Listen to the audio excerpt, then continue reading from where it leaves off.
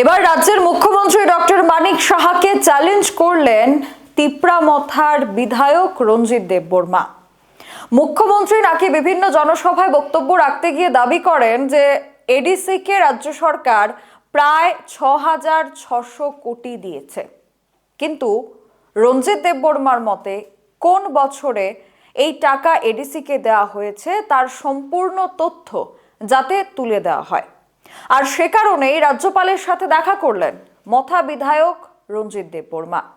তাহলে কি রাজ্যের মুখ্যমন্ত্রীকে এডিসির অর্থ সহায়ক বিষয়গুলি নিয়ে চ্যালেঞ্জ করা হলো?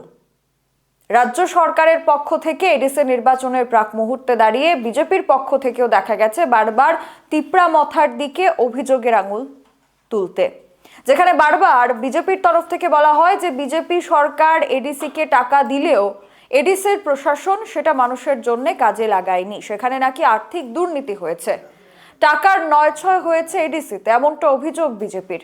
তাছাড়াও বিজেপির বিভিন্ন নেতৃত্বদের অভিযোগ যে এডিসির টাকা বা জনগণের টাকা দিয়ে নাকি নির্দিষ্ট একটি রাজনৈতিক দল তাদের বিভিন্ন আমোদ প্রমোদমূলক অনুষ্ঠান, বিনোদনমূলক অনুষ্ঠান, গাড়ি কেনা থেকে শুরু করে বিদেশ ভ্রমণ করেছে। এই অভিযোগের ভিত্তিতে এবারে পাল্টা চ্যালেঞ্জ মথার। এই ৬,৬০০ কোটি টাকা যা রাজ্য সরকার এডিসিকে দিয়েছে, যা রাজ্যের মুখ্যমন্ত্রী দাবি করছেন, তার সত্যতা নিয়ে এবার প্রশ্ন উঠেছে। এবারে মথার বিজেপির ফাটল আবারও প্রকাশ্যে এলো। আগামী বিধানসভা অধিবেশনে তিপ্রামথার বিধায়ক রঞ্জিত দেববর্মা যে প্রশ্নগুলি করেন তার সঠিক উত্তর যাতে সরকারের পক্ষ থেকে দেওয়া হয়, তার জন্যই রাজ্যপালের কাছে এক স্মারকলিপি তুলে দেওয়া হয়। রঞ্জিত দেববর্মা প্রায় চ্যালেঞ্জ করেন রাজ্যের মুখ্যমন্ত্রীকে। তিনি জানান, জনজাতিদের উন্নয়নমূলক প্রশ্নগুলি বিধানসভায় আলোচনা হলে জনজাতিদের উন্নয়ন সম্ভব। এ বিষয়ে বিধানসভার অধ্যক্ষকেও জানানো হয়। রবিবার রাজ্যপালের কাছে তা তুলে ধরেন তিনি। সাংবাদিকদের প্রশ্নের উত্তরে তিনি বলেন, রাজ্যের মুখ্যমন্ত্রী বিভিন্ন জনসভায় টিটিএডিসিকে ৬,৬৪৫ কোটি টাকা দেওয়া হয়েছে বলে জানান, কিন্তু কোন অর্থ বছরে দেওয়া হয়েছে তার সুস্পষ্ট বক্তব্য রাখেননি মুখ্যমন্ত্রী। আর তাতে করেই এই সত্যতা নিয়ে প্রশ্ন জাগে বলে ওনার বক্তব্য। রাজ্যপালের সঙ্গে দেখা করেছি যে আমি বিধানসভায় আগামী যে আমাদের আপকামিং যে সিজনে কিছু প্রশ্ন আমি জমা দিয়েছিলাম এবং খুব গুরুত্বপূর্ণ প্রশ্ন, এবং এটা তিপ্রাসার সম্পর্কিত প্রশ্ন নিয়ে, তাদের অধিকার সম্পর্কে নিয়ে। এই বিষয়টা আমি মাননীয় আমাদের স্পিকার ইনচার্জ ওনাকে আমি দিয়েছি, এবং আজকে রাজ্যপালের মহোদয়ের সঙ্গেও আমি দেখা করেছি। ওনাকে বলেছি যে কোয়েশনগুলো আমি দিয়েছি এগুলি সব দিশে এলো হয়ে যায়, যেটা গুরুত্বপূর্ণ বিষয়।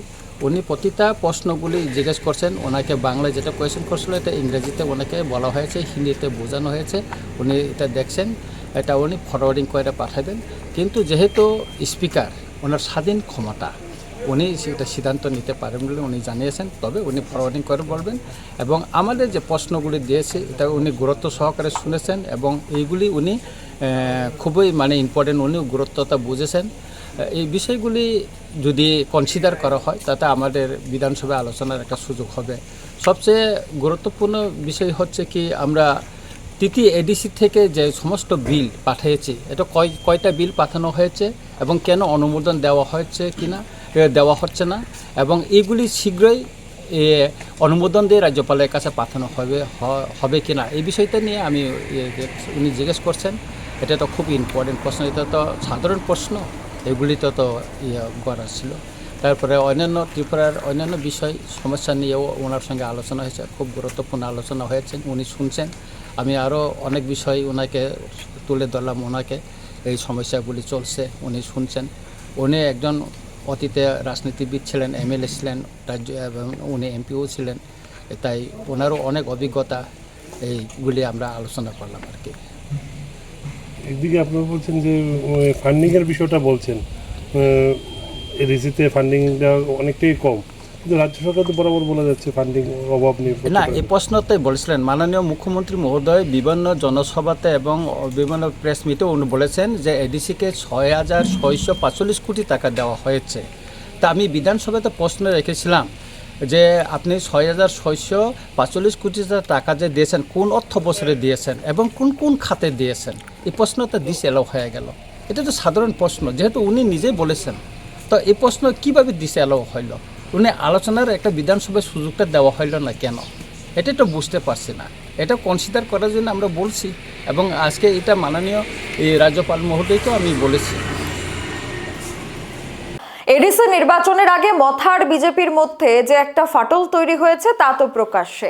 তবে এটা শুধুমাত্রই কি 26-এর এডিসির নির্বাচনের জন্যই তাদের বন্ধুত্বপূর্ণ সম্পর্ক শত্রুতায় পরিণত হয়েছে, নাকি আদতেই মথা আর বিজেপি আর জোটে থাকতে চায় না, তার কারণেই একে অপরের দিকে কাদা ছুড়োছুড়ি হচ্ছে?